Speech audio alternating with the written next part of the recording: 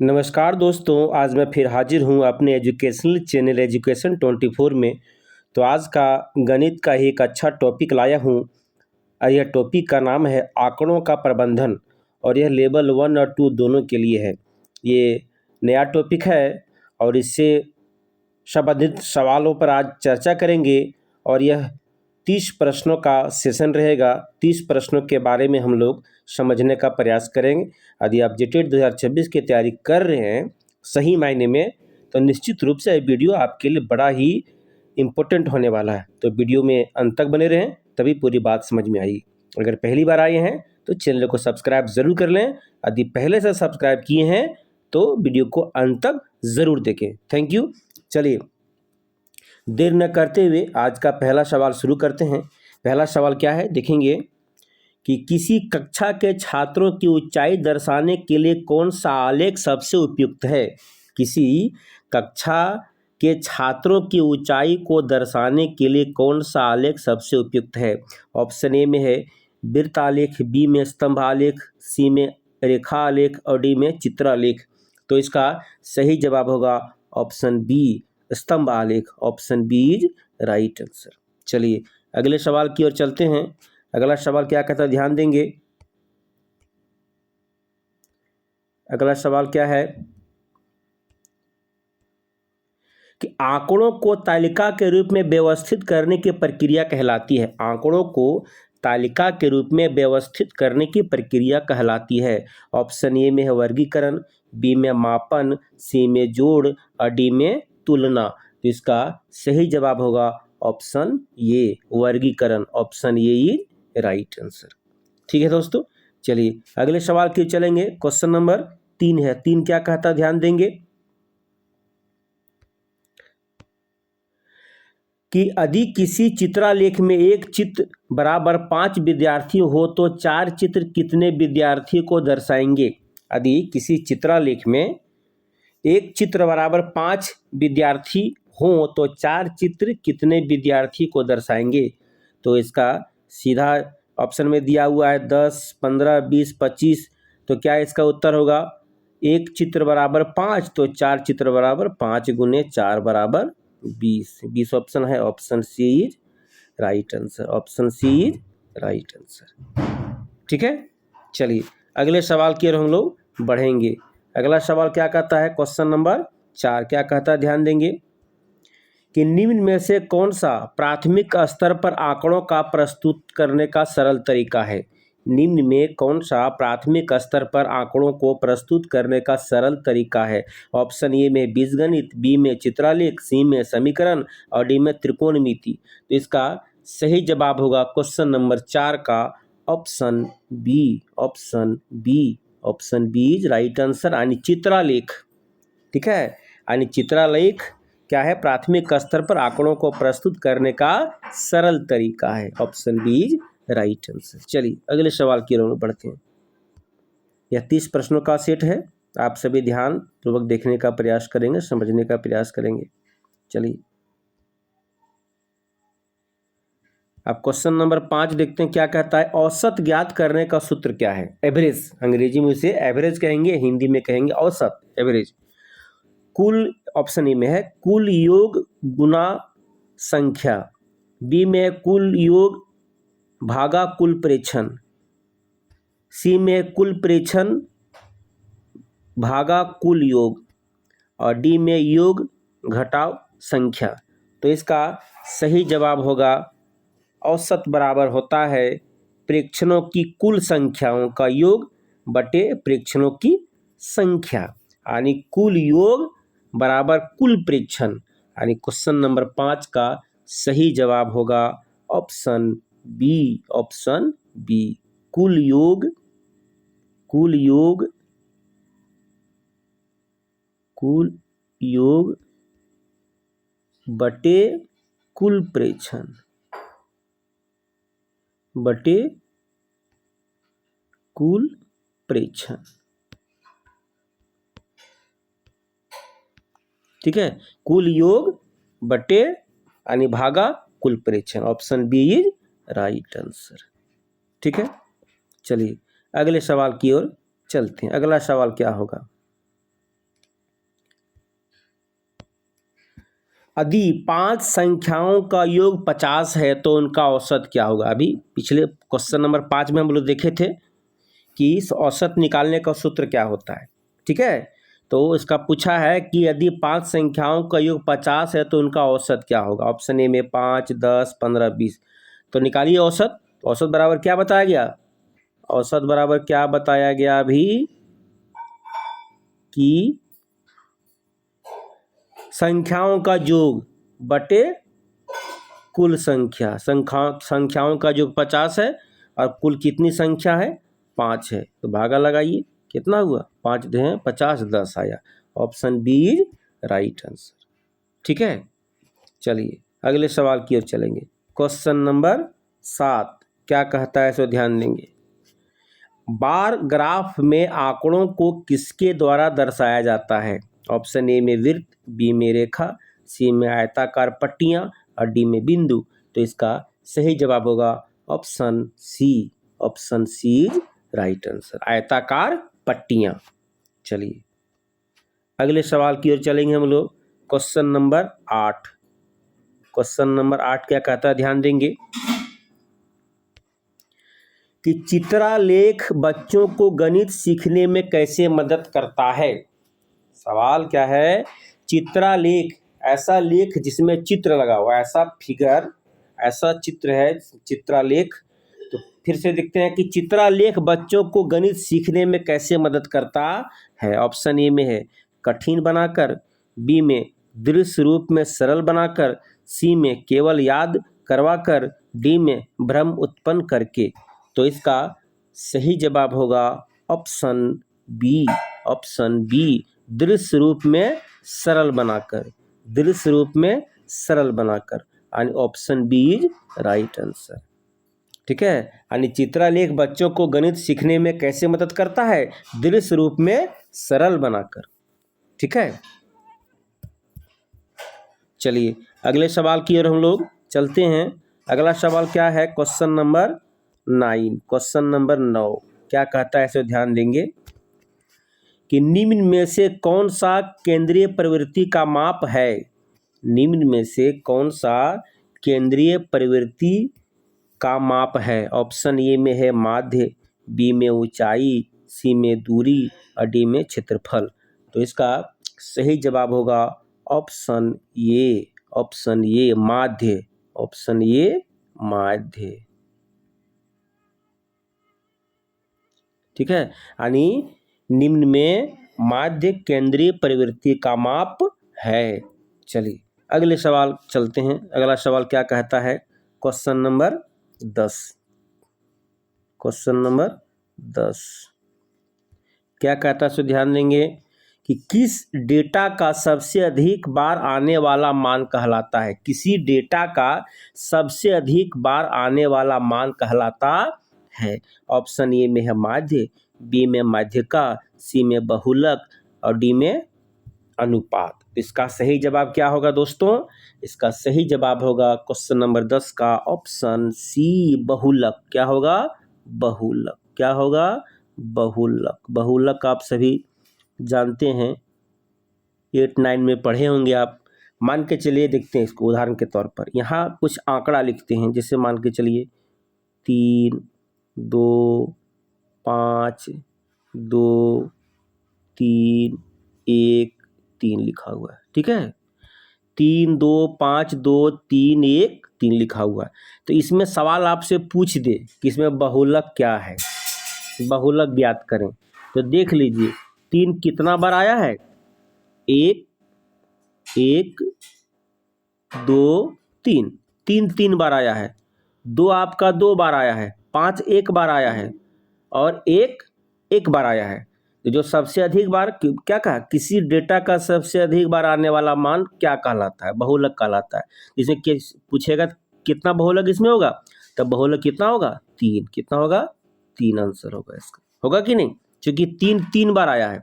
1 2 3, 2 बार आया है, 5 1 ही बार आया है। तो जो अधिक कौन आया है, सबसे अधिक बार कौन लिखा गया, 3। इसका मतलब बहुलक इसका 3 होगा। तो बहुलक निकालने का तरीका ही बहुत आसान है, कोई दिक्कत नहीं है, सिर्फ समझना है थोड़ा सा। ठीक है, चलिए अगले सवाल की ओर हम लोग चलते हैं। अगला सवाल क्या है?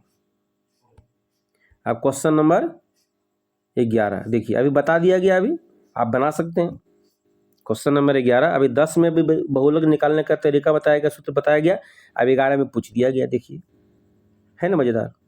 चलिए देखिए क्या कहता है। यदि डेटा 2, 4, 4, 5, 7 तो बहुलक क्या होगा? ऑप्शन ए में 2, बी में 4, सी में 5 और डी में 7। देखिए 2 एक बार लिखा हुआ है, 4 2 बार लिखा हुआ है, 5 एक बार लिखा हुआ है और 7 एक बार लिखा हुआ है कि नहीं? ये लिखा हुआ है कि नहीं? आप देखिए कि सबसे अधिक बार कौन आया है? 4 आया है। इसका मतलब इसका उत्तर क्या होगा? Option B. Option B is right answer. ठीक है, चलिए अब अगले सवाल की हम लोग चलते हैं। क्वेश्चन नंबर 12 क्या कहता है, इसे ध्यान देंगे। क्वेश्चन नंबर 12, वृत्त आलेख का उपयोग मुख्यतः किसके लिए किया जाता है? वृत्तालेख का उपयोग मुख्यतः किसके लिए किया जाता है? ऑप्शन ए में तुलना, बी में भागों को पूरे से तुलना करने हेतु, सी में गुना करने हेतु और डी में भाग देने हेतु। इसका सही जवाब होगा ऑप्शन बी, भागों को पूरे से तुलना करने हेतु। ठीक है, भागों को पूरे से तुलना करने हेतु, यानी option B is right answer. चलिए अगले सवाल की ओर हम लोग बढ़ते हैं। अगला सवाल क्या कहता है? क्वेश्चन नंबर 13 क्या कहता है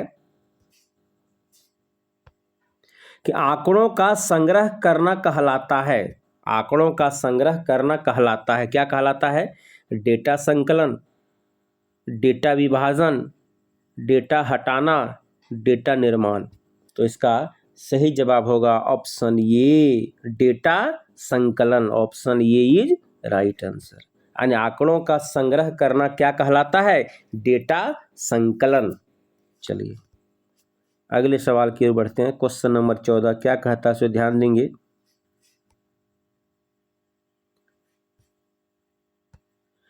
कि यदि किसी तालिका में बच्चों की पसंदीदा खेलों का विवरण हो तो यह किस प्रकार का डेटा है? यदि किसी तालिका में बच्चों की पसंदीदा खेलों का विवरण हो तो यह किस प्रकार का डेटा है? इसका मतलब है एक क्लास में बहुत बच्चे हैं तो सभी बच्चों का जो पसंदीदा खेल अलग अलग होता है। ठीक है, समझे कि नहीं? कोई क्रिकेट खेलना पसंद करता है, कोई फुटबॉल खेलना पसंद करता है, कोई हॉकी खेलना पसंद करता है, कोई कबड्डी खेलना पसंद करता है। सभी बच्चों की अपनी अपनी पसंदीदा खेल होता है। ठीक है, तो इस तरह का खेलों का विवरण हो तो यह किस प्रकार का डेटा है? ठीक है, ऑप्शन ए में गुणात्मक, बी में मात्रात्मक, सी में दशमलव, डी में बीजीय। तो इसका सही जवाब होगा ऑप्शन ये, गुणात्मक। Option A is right answer. चलिए अगले सवाल की हम लोग देखेंगे। अगला सवाल क्या है? क्वेश्चन नंबर 15 क्या कहता है कि रेखा आलेख का प्रयोग अधिकतर किसके लिए किया जाता है? रेखा आलेख का प्रयोग अधिकतर किसके लिए किया जाता है? ऑप्शन ए में स्थिर आंकड़े, बी में समय के साथ परिवर्तन, सी में केवल चित्र बनाने हेतु और डी में केवल संख्या लिखने हेतु। इसका सही जवाब होगा ऑप्शन बी, समय के साथ परिवर्तन। Option B is right answer. चलिए अगले सवाल की ओर हम बढ़ेंगे। क्वेश्चन नंबर 16 क्या कहता है, ध्यान देंगे। माध्यिका ज्ञात करने के लिए सबसे पहले क्या करना आवश्यक है? माध्यिका ज्ञात करने के लिए सबसे पहले क्या करना आवश्यक है? ऑप्शन ए में है गुणा करना, बी में डेटा को क्रम में व्यवस्थित करना, सी में भाग देना और डी में चित्र बनाना। तो इसका सही जवाब होगा क्वेश्चन नंबर 16 का ऑप्शन बी, डेटा को क्रम में व्यवस्थित करना। डेटा को क्रम में व्यवस्थित करना। ठीक है, ठीक है। देखिए माध्यिका निकालने की चीज़ बता दे। देखिए सबसे पहले अब मान के चलिए ऐसा लिखा हुआ यहाँ पे ऐसे लिखते हैं कि 2, 5, 3, 4,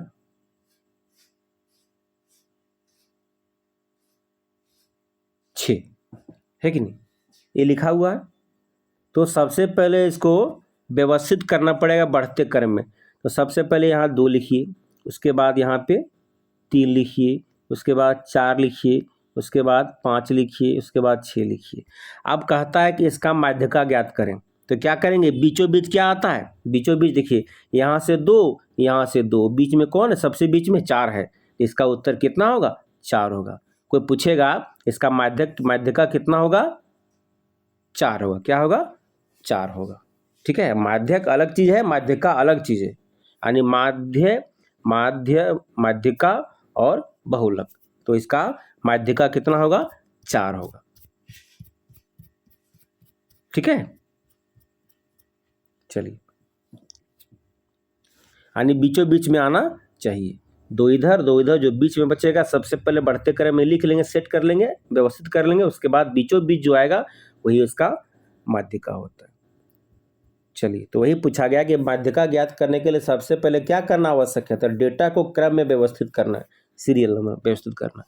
चलिए, अगले सवाल की हम लोग चलेंगे। क्वेश्चन नंबर 17 क्या कहता है, सो ध्यान देंगे। अभी बता दिया गया अभी कि नहीं, आप 17 निकाल लीजिए। आप इसी तरह सवाल को समझना चाहिए, है ना। चलिए, अगले सवाल की देख, क्वेश्चन नंबर 17 क्या कहता है, डेटा 3, 5, 7, 9, 11 का माध्यिका क्या होगा। 3, 5, 7, 9, 11 है कि नहीं। ठीक है, अभी कुछ देर पहले क्वेश्चन नंबर 16 में बताए हैं कि माध्यिका कैसे निकलेगा। बीचों बीच बोले थे, 2 इधर हटाइए, 2 इधर हटाइए और यहाँ पे गोल कीजिए, 7। Option B right answer, option B right answer, है ना मजेदार। तो माध्यिका इसी तरह से निकाला जाता है। ठीक है, बीचों बीच में 2 इधर जो बीच में बचेगा वही। ठीक, चलिए अगले सवाल की हम लोग चलेंगे। अगला सवाल क्या कहता है, क्वेश्चन नंबर 18 क्या कहता है, सो ध्यान देंगे कि बच्चों में डेटा हैंडलिंग कौशल विकसित करने का मुख्य उद्देश्य क्या है। बच्चों में डेटा हैंडलिंग कौशल विकसित करने का मुख्य उद्देश्य क्या है। ऑप्शन ए में रटने की क्षमता बढ़ाना, तार्किक सोच विकसित करना, डी में केवल परीक्षा पास करना, डी में गृह कार्य बढ़ाना होगा नहीं, रटने की क्षमता बढ़ाना होगा नहीं, ठीक है, केवल परीक्षा पास करना होगा नहीं, बल्कि क्या होगा, तार्किक सोच विकसित करना। Option B right answer. चलिए अगले सवाल की हम लोग बढ़ते हैं। अगला सवाल क्या कहता है, क्वेश्चन नंबर 19 क्या कहता है कि यदि किसी डेटा में सभी मान समान हो तो माध्य क्या होगा। यदि किसी डेटा में सभी मान समान हो तो माध्य क्या होगा। ऑप्शन ए में अलग होगा, बी में सबसे बड़ा होगा, सी में वही समान मान होगा, डी में ज्ञात नहीं होगा। तो इसका सही जवाब होगा ऑप्शन सी, वही समान मान होगा। Option C right answer. चलिए अगले सवाल की ओर हम लोग बढ़ते हैं। क्वेश्चन नंबर 20 क्या कहता है, ध्यान देंगे। क्वेश्चन नंबर 20 कि 10, 20, 30, 40 का औसत क्या होगा। 10, 20, 30, 40 का औसत क्या होगा। बड़ा मजेदार सवाल है। इस तरह का सवाल परीक्षा में पूछा जा सकता है। एवरेज निकालना है, औसत निकालना है। ठीक है, ऑप्शन ए में 20, 25, 30, 35। आइए निकालते हैं 10, 20, 30, 40। तो इसका क्या होगा मान, सबसे पहले लिखिए। औसत के बारे में पहले क्या बताया गया था कि सभी का योग निकालिए और कुल संख्याओं का योग बटे कुल संख्या। ठीक है, तो कुल संख्या योग कितना होगा, 10 जोड़ 20 जोड़ 30 जोड़ 40 बटे संख्या कितना है, 1, 2, 3, 4, 4 है, 4 लिखेंगे। अब जोड़िए 20, 10, 30, 30, 30, 60 और 40, 100 आया कि नहीं। और 100 बटे 4 बराबर कितना, 25। कितना आया, 25। Option B right answer. Question number 20 का सही जवाब होगा ऑप्शन बी। सबको जोड़ दीजिए यार, जितना संख्या लिखा है उतना से भागा दे दीजिए, बात खत्म। आ गया औसत। एवरेज यही है, एवरेज इसी को बोलते हैं, औसत इसी को बोलते हैं। चलिए अगले सवाल के लिए। Question number 21।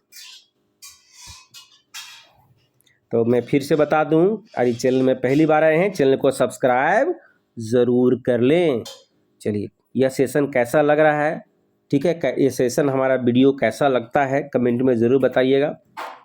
चलिए, आपके एग्ज़ाम में सहयोग में कर पा रहा हूँ कि नहीं, इस बात को ज़रूर लिखें। चलिए अगले सवाल के लिए बढ़ते हैं। अगला सवाल क्या है, क्वेश्चन नंबर 21 में क्या कहता है कि निम्न में कौन सा डेटा का उदाहरण है। ऑप्शन ए में स्टूडेंट्स की ऊंचाई, बी में कहानी, सी में कविता, डी में चित्रकला। निम्न में कौन सा डेटा का उदाहरण है, ठीक है। तो इसका सही जवाब होगा ऑप्शन ए, स्टूडेंट की ऊंचाई, बच्चों की ऊंचाई। जैसे किसी बच्चे की ऊंचाई कम है, कोई अधिक है, ठीक है, तो इस तरह की जो ऊंचाई निकाला जाता है उसको हम लोग डेटा कहेंगे, आंकड़ा कहेंगे, ठीक है। यानी option A is right answer. चलिए अगले सवाल की ओर हम लोग बढ़ते हैं। क्वेश्चन नंबर 22 क्या कहता है कि तालिका बनाने का मुख्य लाभ क्या है। तालिका बनाने का मुख्य लाभ क्या है। ऑप्शन ए में है डेटा अव्यवस्थित होता है, समझना कठिन होता है, तुलना करना आसान होता है, समय अधिक लगता है। बड़ा अच्छा सवाल है और आसान सवाल है, ठीक है।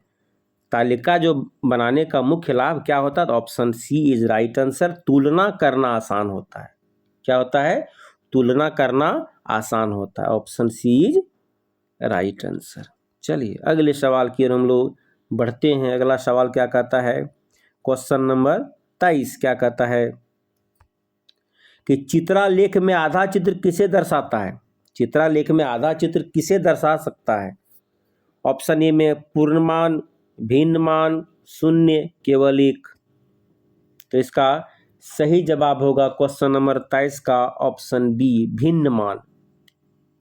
क्या, भिन्नमान। मतलब समझ लीजिए, अगर एक चित्र बराबर, ऑप्शन बी राइट समझ होगा।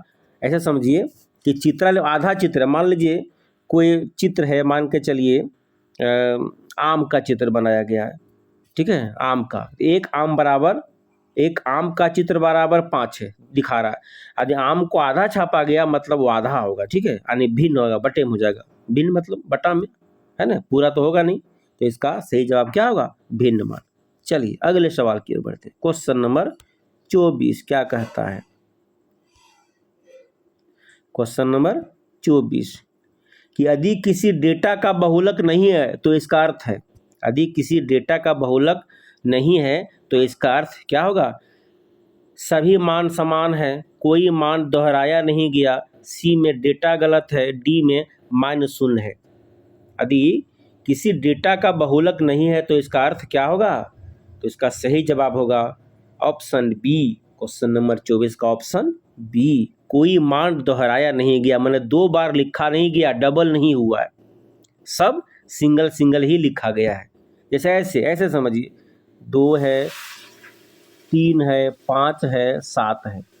इसमें आपसे कोई पूछे इसका बहुलक क्या होगा, तब क्या बताइएगा, बहुलक आएगा। क्योंकि क्या कहता है, यदि किसी डेटा का बहुलक नहीं है जिसका अर्थ क्या हुआ, कोई मान दोहराया नहीं गया है। 2 भी एक बार लिखा गया है, 3 भी एक बार लिखा गया है, 5 भी एक बार लिखा गया है और 7 भी एक बार ही लिखा गया है।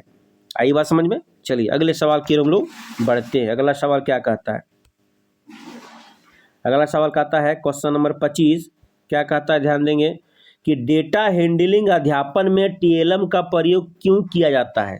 डेटा हैंडलिंग अध्यापन में टीएलएम का प्रयोग क्यों किया जाता है। ऑप्शन ए में कक्षा कठिन बनाने हेतु, बी में अवधारणा नष्ट करने हेतु, सी में समय नष्ट करने हेतु और डी में केवल सजावट हेतु। तो इसका सही जवाब होगा क्वेश्चन नंबर 25 का ऑप्शन बी, ऑप्शन बी, अवधारणा स्पष्ट करने हेतु, है नी।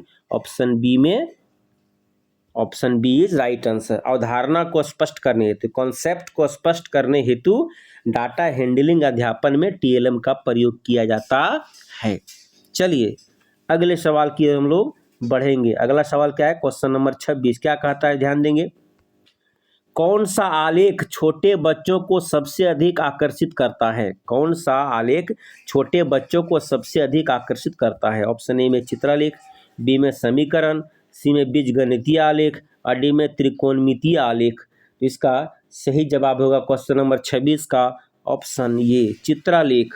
ऑप्शन ये इज राइट आंसर। चित्र के द्वारा, क्योंकि चित्र जो होता है बच्चों को बहुत प्यारा होता है, ठीक है। कोई चीज़ का चित्र हो, जैसे आम का चित्र, हाथी का, ठीक है, या किसी भी चित्र, कोई भी फिगर हो, बच्चे चाव पूर्वक, रुचि पूर्वक उस चित्र को देखते हैं और उसकी ओर, चित्र की ओर आकर्षित हो जाते हैं। इसलिए क्या होगा, चित्रालेख, ठीक है। यानी सही जवाब चित्रालेख, option A is right answer. चलिए अगले सवाल की हम लोग बढ़ते हैं। क्वेश्चन नंबर 27 क्या कहता है, ध्यान देंगे। चलिए कोई दिक्कत नहीं है। क्वेश्चन नंबर 27 हम लोग देखेंगे कि डेटा का विश्लेषण करने से क्या लाभ होता है। डेटा का विश्लेषण करने से क्या लाभ होता है। ऑप्शन ए में निर्णय लेने में सहायता, बी में भ्रम बढ़ता है, सी में गणना असंभव होती है, डी में समय व्यर्थ होता है, ठीक है। तो इसका सही जवाब होगा क्वेश्चन नंबर 27 का ऑप्शन ये, निर्णय लेने में सहायता। Option A is right answer. निर्णय लेने में सहायता, ठीक है, डिसीजन लेने में सहायता, यानी डेटा का विश्लेषण करने से यही लाभ होता है, निर्णय लेने में सहायता। चलिए अगले सवाल की ओर हम लोग बढ़ते हैं। क्वेश्चन नंबर 28 क्या कहता है, ध्यान देंगे कि यदि किसी कक्षा के 8 छात्रों का अंकों का योग 400 है तो औसत अंक क्या होगा। एवरेज निकालना, औसत निकालना है, ठीक है। यदि किसी कक्षा के 8 छात्रों को, 8 छात्रों का अंक, 8 छात्रों का अंक को अगर जोड़ा गया तो 400 आता है, तो औसत अंक क्या होगा, एवरेज क्या होगा। ऑप्शन दिया हुआ आपके साथ 40 है, 45 है, 50 है, 35 है। तो अभी हम बताएं, अभी कुछ देर पहले भी चर्चा किए कि औसत बराबर क्या होता है, कुल योग। तो कुल योग आपका कितना है, 400। छात्र कितने हैं, 8 हैं, भागा लगा दीजिए, 8 पचे 40 और ये यानी 50, कितना होगा, 50। Option C is right answer. Option C is right answer, 50 इसका उत्तर होगा, ठीक है। चलिए अगले सवाल की ओर हम लोग बढ़ेंगे। क्वेश्चन नंबर 29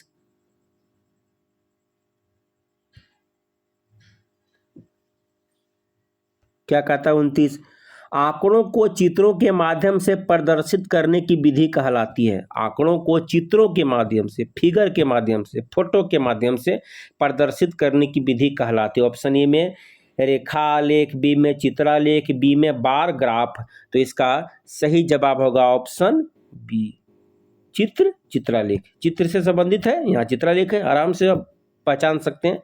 चित्रों के माध्यम से प्रदर्शित करने की विधि को क्या कहेंगे, चित्रालेख। Option B is right answer. चलिए अगले सवाल की ओर चलेंगे। आज के सेशन का अंतिम सवाल, ठीक है।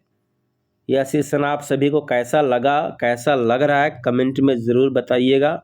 एग्ज़ाम के दृष्टिकोण से महत्वपूर्ण है या नहीं, ज़रूर कहिएगा, है ना। मेरे चैनल के माध्यम से आपकी तैयारी, जीटी 2026 की तैयारी सही ढंग से हो पा रही है कि नहीं, कंप्लीट पूरा तो नहीं, कुछ तो हो रहा है, जरूर लिखिएगा। चलिए अगले सवाल की ओर चलेंगे। क्वेश्चन नंबर 30 कि डेटा हैंडलिंग का संबंध मुख्यतः किससे है। डेटा हैंडलिंग का संबंध मुख्यतः किससे है। ऑप्शन ए में जानकारी एकत्र और प्रस्तुत करने से, बी में केवल जोड़ से, सी में केवल घटाव से, डी में केवल गुना से। तो इसका सही जवाब होगा ऑप्शन ये, जानकारी एकत्रित और प्रस्तुत करने से। डाटा हैंडलिंग का संबंध मुख्यतः यही है, जानकारी एकत्रित और प्रस्तुत करने से। ऑप्शन ये इज राइट आंसर, ठीक है। तो इस प्रकार से अभी हम लोगों ने गणित का एक अच्छा ही टॉपिक, नया टॉपिक आया है डाटा हैंडलिंग से, ठीक है। और इससे, और यह जो आपका टॉपिक है लेवल 1 और 2 दोनों के लिए, ठीक है। तो इस प्रकार से बड़ा अच्छा सेशन रहा। आपको यह सेशन कैसा लगा ज़रूर बताइएगा, ठीक है। यदि आप देर से जुड़े हैं तो ज़रूर पूरा वीडियो को देखिएगा और सब्सक्राइब ज़रूर कर लीजिएगा। तो फिर मैं मिलूँगा नए विषय के साथ, नए वीडियो के साथ। तब तक के लिए जय हिंद, जय भारत, थैंक यू, धन्यवाद।